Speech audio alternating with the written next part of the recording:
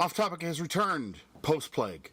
So, yeah, last week was a bad week between SSD failure and everything else. It's just, oh my god. The plague, everything else. Said life collapsed in on you. Oh my god, it was like a singularity of awfulness. Today's been a pretty terrible day in news. Tsunamis and earthquakes and terror attacks and things like that. So we're going to talk about backwards compatibility. Jordan. What a weird segue. Well, you know, what else are you going to do, right? I mean, my heart is out for these people. It's awful. Yeah, you know what? No politics. We're not talking politics tonight. We're talking backwards compatibility. Is this something that's going to make a huge difference for the Xbox One? No, I don't think so. I mean, it's a cool feature to have. I mean, yay. It's now they're one-upping Sony in a way. Yeah, Sony people actually issued a statement this week saying, well, we're just moving forward. We're not bothering with that backwards compatibility thing. Pretty much shutting the door on that. My philosophy has always been the hardware you have doesn't light on fire when you get the new stuff. But man, I tell you what, scrolling to the right on that list of games I have for the Xbox One, and all of a sudden there's 40 more frickin' games.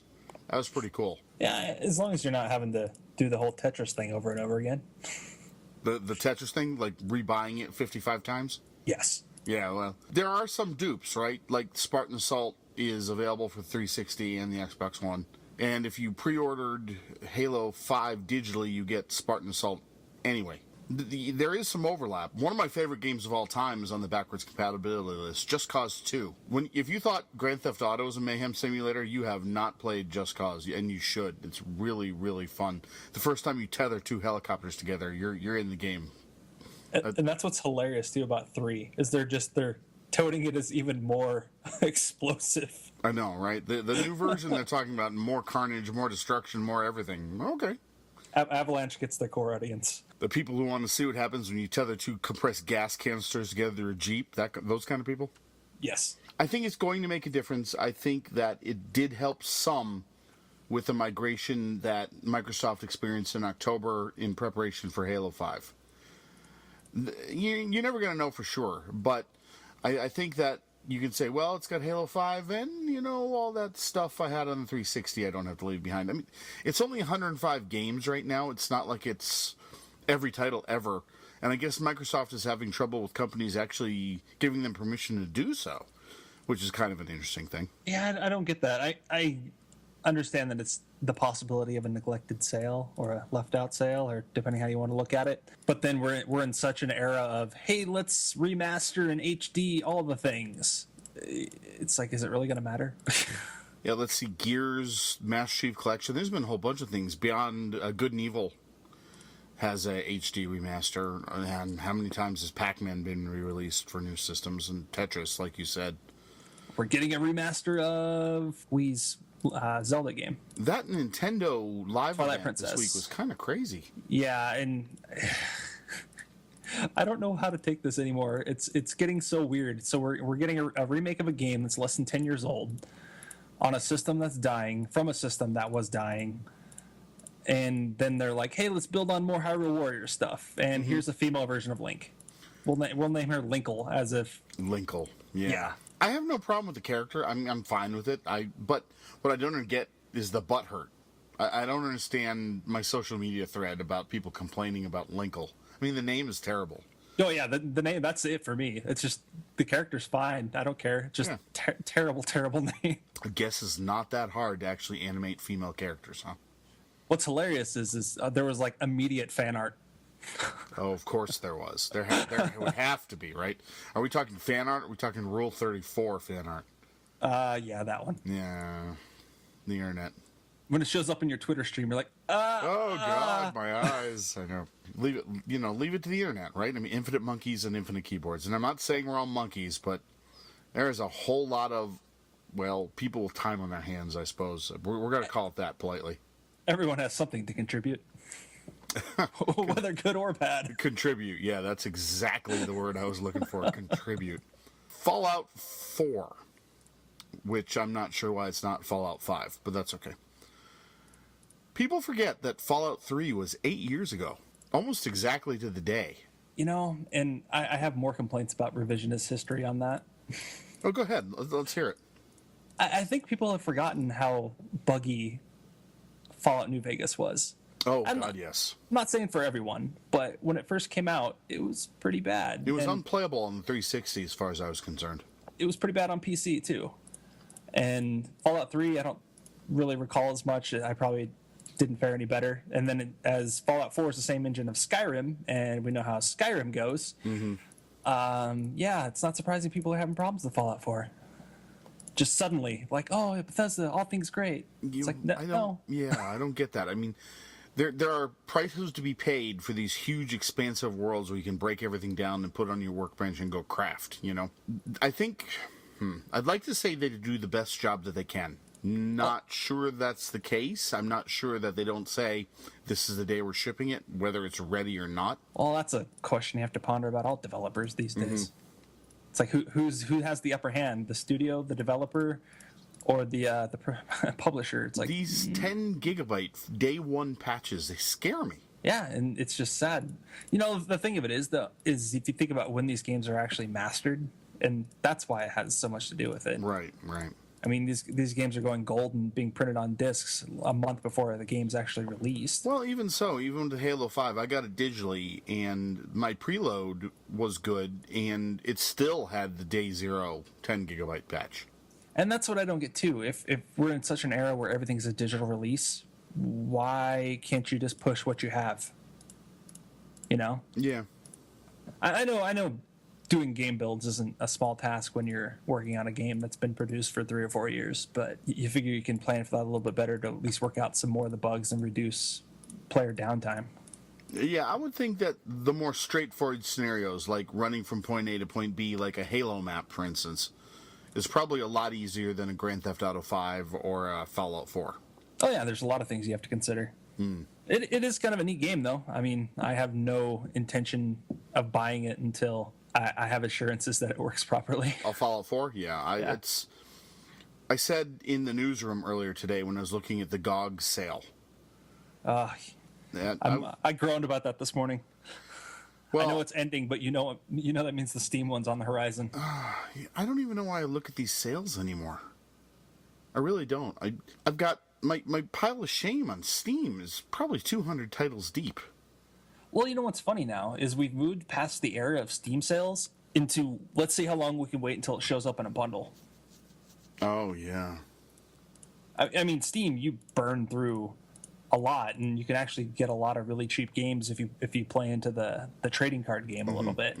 But I've noticed games that I bought in the last Steam sale have shown up in bundles for less. Well, the Humble Bundle, they have a monthly subscription box now, right? Box, whatever you want to call it. And it had some pretty compelling titles in it. It had Saints Row, the newest Saints Row 4. Is that Saints Row 4? Yeah. It's Saints Row 4 with all of the DLC and a bunch of other things. And I guess is what? They want $30 a month for it or something like that? The bundle they gave is an incredible deal. $12 a month. It's $12 a month. Well, that makes it even more incredible. I think that's about what I paid for Valkyria Chronicles, which is in that bundle. Yeah. It's got, what, 10 games, I think, in it. Oh, that's funny, too. Towerfall Ascension. Why is that funny? Oh, that's one of those games that was originally under the Ouya deal. Oh, okay. Yeah, they're completely dead at this point. Well, at least Razer bought part of it, I guess. Yeah, they did. They did, actually. If anyone's going to do that right, I would say that they've got the best chance. Well, it's because they've moved into that weird hardware area, too. Weird hardware area. The Android console thing. You know what? I have absolutely zero issue with an Android console. The first thing I would do with it is load every emulator ever on it. Well, I say weird because we've yet to see one actually really take off. That's one of the things behind the Apple TV. I was kind of curious how that was all going to pan out. The whole apps on the new Apple TV, and wondering that, because that's what's going to make these set-tops. That's what's going to make the Apple TV the next generation of Roku and things like that have full Android apps on the Roku and iOS apps on the Apple TV. If the developers don't embrace the platform, then it's not going to be worth a damn. And that's what that whole problem is, especially in these gaming sides. That's despite the big claims from the Kickstarter from the Ouya, it never had the support, and I think that's what killed it overall. But then you're trying to build an ecosystem around mobile games essentially, and that's not exactly a huge market. Ben Kuchera shifted from Android to iOS. He wrote an editorial over it on Polygon. And he was talking about the reason why he did it is because of slow releases of games on Android. There's too many things to consider when it comes to Android. You have different hardware and everything. You never know what version's going to be compatible with what somebody has. I can just see it being a development nightmare to where iOS, I mean, it's such a tightly controlled system that if somebody might be a couple versions out of the way, but most of the time, for the largest percentage of your audience, it won't. The people that are the ones holding them back they're on legacy hardware and trying to stretch the life out of it as far as they can. Yeah, if you develop a game on iOS right now with the A8 processor in mind and the iPhone 6 screen size, you're set. Yeah, and I was a big fan of Android when it came out, and I still am to a degree. But I don't like the unwieldiness of anybody can put up anything. Yeah, I like it as a concept. I like the fact that it exists. I think it keeps Apple on their toes. I like the things you can do with Android. I like the openness of it. But then you get something like the Fire OS from Amazon, which is based on Android. And so now you've got all the disadvantages of Android with all the disadvantages of a closed system like the iOS. And I understand you can sideload. But if you're asking Mom Pa America to sideload an Android app on their Fire tablet, that's just a step too far. And it's even worse, too, because when I first bought that tablet, because I bought it for my daughter, I figured, relatively easy one to use, don't have to worry about anything. And I wasn't paying $600 for an iPad at the time. Yeah. I don't remember what I had to do, but basically Chromecast wouldn't work with it. Really? So I had to go through another route to take care of that. So it was a couple years ago, and I don't remember exactly what I had to do, but I'm imagining it's downloading from a non-Amazon marketplace. Yeah, it's the same procedure now. The sideload or adding other repositories to it. It takes, I'm not going to say it takes an in-depth technical knowledge, but it takes more than I think your average citizen is willing to put into it. I was annoyed that I had to do that for a Google product to work on a Google operating system. Amazon's got some funky things going on with Android. Like, for instance, the Next Issue app, the Next Issue app, which is now called Texture, which I don't completely understand. What it is, it's Netflix for magazines. They've got some 100 magazines that for $10 a month you can read digitally. Well, unless you sideload the app, you can't use it on a Fire. Amazon won't let you. It's not in the Amazon store. And then there's other things like that where the application exists on Android but not on Fire OS. Just because Amazon doesn't want the app in their store because they want you to use their services. Yeah, and that's even worse. I've always had a conflicting point of view with that because I like the idea that Amazon is creating more of a subsidized tablet. It puts more tablets in people's hands with an easier point, if you really think about it, especially if they have the $50 one now. Yeah, it's 6 of them for $250. Jeez. Yeah, and in terms of simplicity and getting them into people's hands, that's a pretty easy way to do it. Yeah, I agree. And not to mention ad revenue. It feels like they're just more constricted to than Apple. I agree.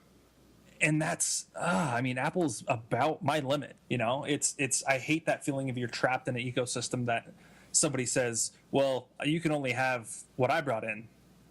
Well, what about what I want to bring in? No. Why? Because you can actually take code from Git or whatever in Xcode and compile it and load it on your own iOS device. There was an issue today where the Flux people, they're saying that they minimize the frequencies that disrupt sleep. So when you check your phone at 2 o'clock in the morning, number one, it's not going to blind you like a searchlight. And number two, it's mostly reddish shades instead of bluish shades, or the bluish shades will keep you up, the reddish shades won't. But Apple told them not to do it. Apple told them no, don't allow users to use side-loaded apps on the iOS. And they complied. It doesn't mean you can't find the code. Yeah. But it still shocks me that Apple, about 2 iOS revisions ago, put that in Xcode and left it. So it wasn't a mistake. It's something they did intentionally. Future features. No, features now. Just the emulators for the Apple TV. If you want to load it on your Apple TV, fire up your Xcode, get your USB-C to USB-A cable, and just load it straight on the Apple TV. How many people are actually going to want to do that? Right. And that's the point. It is a more advanced thing. And I do break out Mom Pa America all the time talking about, in the Feature Thief that we wrote, where Apple's removed features, people say, well, there's this workaround, or you can do this, or you can replace this text with something else. Well, yeah, we can, but it doesn't mean that everybody wants to. Asking people to just keep their games up to date with patches is hard enough, much less having them do things in the kernel. Yeah, and from that point, I think Apple has it hands down just for ease of consumer most stuff. You can set it to auto update. You don't have to worry about much of anything, and that's always going to keep people the best security they can. Not everybody's going to think that's the best thing, but just ease. Always be an Android. Apple has made computing an appliance. Apple has made the iPad like your toaster. In every respect, you don't upgrade your toaster. And when your toaster breaks, you throw it out and you get a new one. And that's the iOS ecosystem in a nutshell. But that seems like what we do with phones. Yeah, well, it is. Broke. Screw it. Yeah, I'm up for renewal on my contract anyway, so might as well get a new one. Yeah, anyway, joining us now is Charles. He is actually at a Doctor Who convention right now, and he and I are going to chat about the new season. Charles, how's it going? Hi, Mike. It's Chaz. I'm here in Long Island, New York. I've been attending a Doctor Who convention. I've been on the road for quite a few weeks now, gallivanting. You have to say that with italics, though. I mean, that's an important part of it. Gallivanting. There you go. That's much better. And historically, you and I actually met in person earlier this week for the first ever Mackinnon staff meeting in Meat Space. Well, yes, except that we didn't take any pictures, so it didn't happen. Yeah, I didn't even think about that, but you're coming back, so it's not really a problem. I am coming back because, in fact, I just had a meeting with the people who are bringing me back to you. Oh, fantastic. So, anyway, I just wanted to mention briefly that one of my long time passions has been this show. And not only am I a fan of Doctor Who, from way back, all the way through the modern series, I'm also... by virtue of being 150 years old, I am also something of an expert on it. And so I get invited to these conventions to come and speak and do panels and sometimes workshops and sometimes all kinds of fun stuff. And that's what I'm doing here in Long Island, where the fall colors are amazing. They're just amazing. Also, we went to a real New York City airport diner tonight and had more food for less money than I've had anywhere since I left Florida. It was good. In New York City? Well, Long Island. Oh, Long Island. I'm sorry. I'm in Hauppauge, Long Island to be specific. Okay. Hauppauge. Well, let's get on it anyway. Doctor Who. Yeah. Okay. Doctor Who. Let's talk first about how this is old guy Doctor Who and how is this affecting the younger fan base, which Capaldi is kind of leaving behind, I think. Well, let's bear in mind, first of all, that there are two completely separate and distinct audiences for Doctor Who these days. And that is, first of all, there's the hardcore fans who have been with the show either since it got back on the air in 2005, or when David Tennant came along, or, with Matt Smith. They're recent fans, but they're no less valid, I don't think. Oh, no, I'm not saying that they're not valid fans. I mean... No, I know. There's this is some, debate within the fan community. But then there's me, who hopped on board in the mid-70s. Yeah, me and too. So, like a lot of older American fans. And so there's this whole contingent of people. And there's some people here at this convention who lived in England at the time and go all the way back. All the way to 1963. Nice. And they're treated like World War II veterans around here. Oh, yes, sir. Here, have a seat. Anyway, so there's classic series fans and new series fans. They don't fight much, but because most of the classic series fans are also new series fans. So it's all pretty harmonious. But the thing I wanted to mention about this is the general audience, it's harder to get a read on. It's a little too soon to tell for sure how popular Peter Capaldi, the current Doctor, is. But it's been I think it's been a nice change. It has confused some people, and I'm sure we lost a whole bunch of David Tennant fans back when he left. Now, wait, hang on. Why is it hard to get a handle on this? Because Capaldi's done a season and a half at this point. Well, the show is just as popular as ever, but the demographic appears to be changing a bit. So that's why I say there's a lot of new fans coming in, and a lot of families coming in. We've seen a lot of kids, a lot of women, which is just terrific. We're seeing a lot of more minorities than we used to see at Doctor Who conventions, I have to tell you, and that is very encouraging signs. The enthusiasm on the floor here certainly hasn't ebbed in the slightest. I think particularly since Capaldi put the shades on and started playing the guitar. That may have helped quite a bit. But I think that it took them, because the last season was kind of uneven, people were still like, I'm not too sure about this guy. But so far, and towards the end of last season and now this season, I think he's solidified people, and I think they're like, yeah, I like this guy. Okay, I get it now. The Doctor changes. All right, I just need to get used to that. I get the feeling Capaldi is going to keep this for a while. This is he's not giving this up. This is a role he wanted as a young man. He wrote fan letters. He wrote for the Doctor Who magazine. He did all kinds of stuff. Yeah, he wanted to be president of the fan club and applied for the job at like 12. Yeah. Seriously. Yeah. So he's been in waiting to do this for a very long time, but I'm glad he had a life outside of it, because he is really bringing all of his tremendous acting experience now into the show, and it's all the richer for it. Well, he's been on the show before. Yes, he played a character called Cecilius, I believe, yes. in The Fires of Pompeii. And this must have been a heartbreaking job for him. Hey, you got cast in Doctor Who. Oh, you're not the Doctor. And this is and since you're going to be on it, this is probably the only time you'll ever be on it. Yeah. But he did a great job. He put in his dues. And he had actually been considered for the part when Matt Smith eventually got it. So he had actually been thought about before. And this time they said, you know what? I know we already used him, but I'm going to put him in the show. I think he's going to make a great Doctor. They did this with Colin Baker, too. Colin Baker actually appeared in the show as somebody who tried to kill the Doctor. Maxwell, right? Maxwell, that's right. Well remembered. And so there is some precedent for that, actually. So, yeah, so they brought him back. And so far, I think he's been a tremendously successful Doctor. But it did take most of last season to sort of get a grip on him. I'm not sure whether the actor was struggling with it, but the stories were. You know, they were probably using mostly material that was left over from Matt Smith's period, because these people write scripts way in advance. So these were probably, arguably, Matt Smith stories that Peter Capaldi was having to act in. This series, it looks like we're writing for Capaldi. And so far, at least up until tonight anyway, Tonight's episode was a little iffy, yeah. Tonight's episode was a little iffy, but you know, the series as a whole, we're 9 episodes in, and so far there's been very little complaining. So one Duff episode, I'll take it. It's okay. Tennant is not without his stinkers. And Matt Smith is not without his stinkers. Yeah, the worst Doctor Who story in the last 10 years was Fear Her, a David Tennant story. No question about it. Well, actually, of course, we're a group of fans, so there's always some question about it. There were 2 in a row, right? Idiot Box and Fear Her, those were adjacent episodes, weren't they? Well, there were things I actually liked about Idiot Box a great deal, but the Idiot's Lantern. Idiot's Lantern, thank you. I correct you. Because, you know, we're fans, we're pedantic. Yeah, please.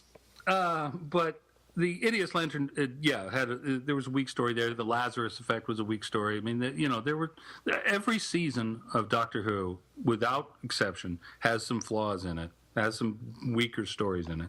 And my argument is always, how are you going to know what the really great stories are if you don't have a few duff ones to compare to? Yeah. This is a show that's been running for 50 years.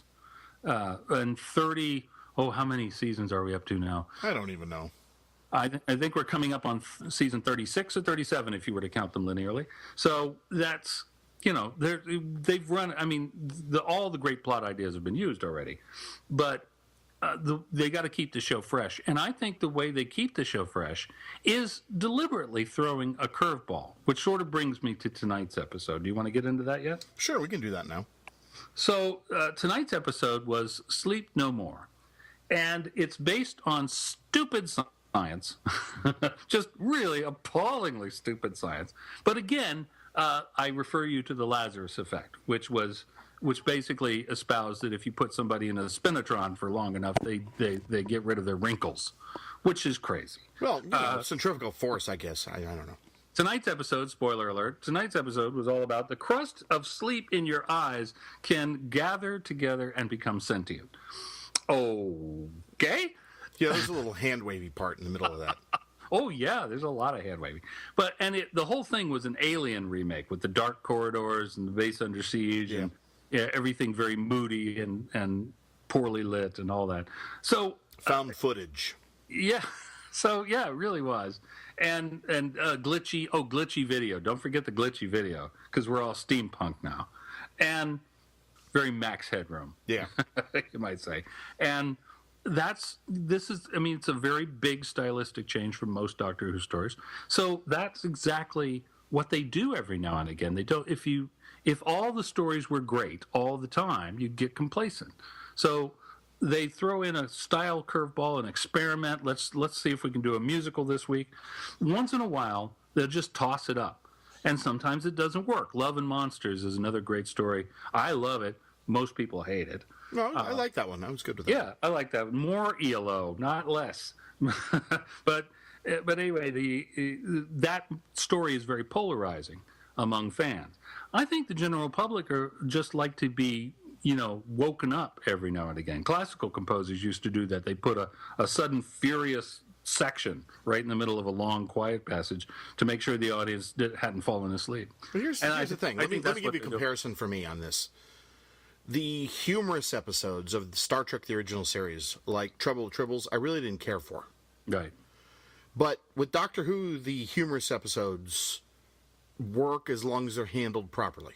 Yeah, I mean, they can get silly, but don't get too silly. There's some kind of fine line there, and you can never quite find where it is until you tripped over it. Until you walked over it, yeah. Yeah. But yeah, I kind of like the Zygon story that we just finished. I thought, a strong, really Torchwoody sort of, almost X-File-y sort of I story. don't think that would have worked in his first season. I think that he had to establish himself in the show for the first season before that episode would work. Yeah, but particularly that speech that he gave at the end of the Zygon inversion really set the pace. I mean, that's exactly what I'm talking about. Yeah. It like the Inner Light in Star Trek Next Generation wouldn't have worked if it wasn't well into the show's run, until you actually gave a crap about the character and how they did things, and you knew what their characters were. And that's why that's why I think that the Zygon two-parter came in at a good time for Capaldi's run. Yeah. And most of this season has been two-parters, and it really has worked pretty well. Yeah, you and I have complained in the past that some of the one-parter episodes just moving just a little too fast. That could be a reflection of our age, but I really do. The general fan reaction seems to back us up on this. Is that a little bit more pacing, a little bit more time to develop the characters really seems to have helped a lot. And so I think they're sort of starting to learn how to make this show finally. Well, yeah. Well, to be honest, I mean, talking about pacing, I don't think Genesis of the Daleks needed to be 6 parts. No, but anytime I can get more Liz Sladen, that's okay with me. Yeah, that's true. Anyway.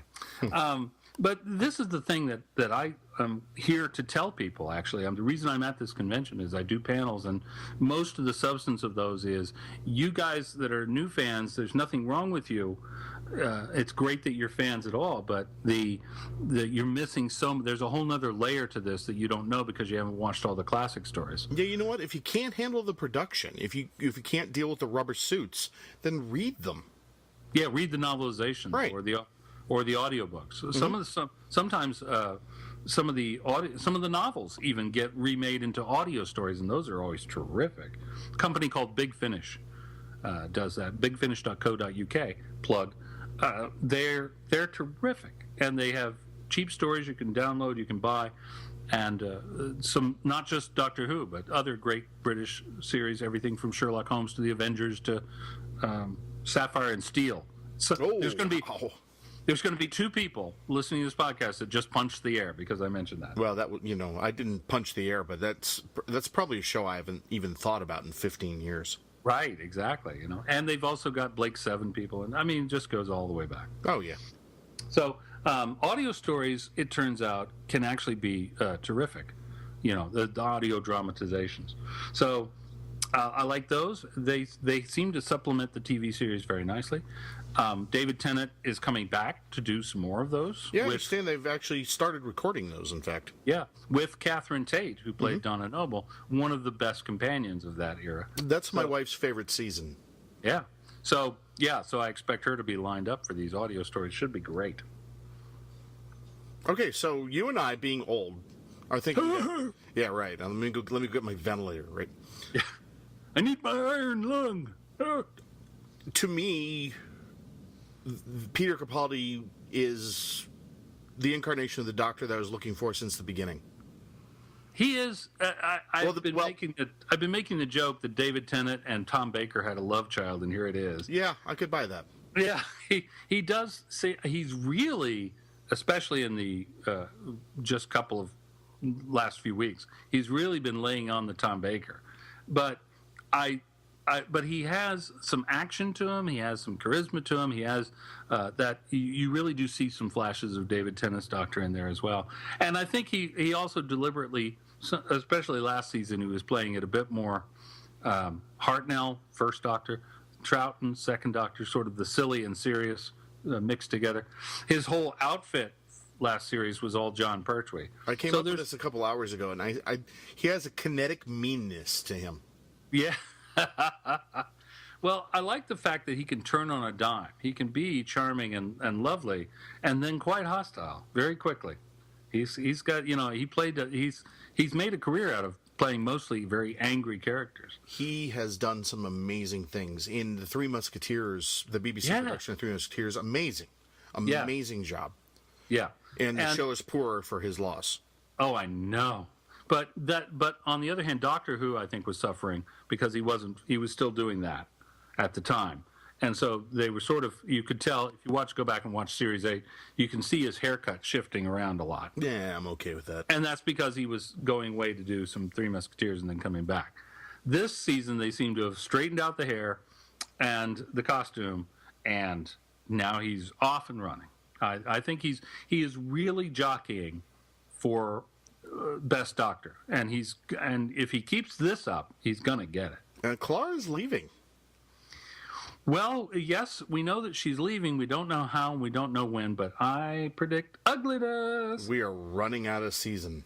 Well, yeah, we only have 3 episodes to go, so it seems very clear at this point that she's going to exit at the season finale, or possibly the Christmas special. We do have sort of a 13th. I think she's going to be gone before the Christmas special. I think it's going to be ugly. I think it's going to be Adric-esque. I think it will be permanent. And I think that's why River Song comes back. I think the Avenging Doctor will have to be talked down. And it's a pity because I feel like this series, this year, they finally got Clara all together. There were bits of Clara in all the previous seasons that she's been in that I've liked, but the character was broken and kind of was half that sometimes and ditzy the other half. She's gone from being just a typical Stephen Moffat super witty woman with no fixed personality, and then kind of becoming psychotic, getting addicted to the thrill, to the adrenaline rush, lying to her boyfriend, and all that. And then they had the soap opera area with Danny Pink. I liked that character, but the soap opera thing got a little rushed too quick, and then it was resolved too quick. And then and so now she's in the clear. She's just traveling with him for the sake of traveling with him, for friendship and for kicks. And I'm enjoying her more than I ever have, and she's leaving. When you have the character that in her first 6 episodes is intertwined with the Doctor's past inexorably. Yeah, because the super companion. Where do you go from there? I think that's the problem. I don't think it's the actress. I don't think it's the showrunners. I think it's the scripts.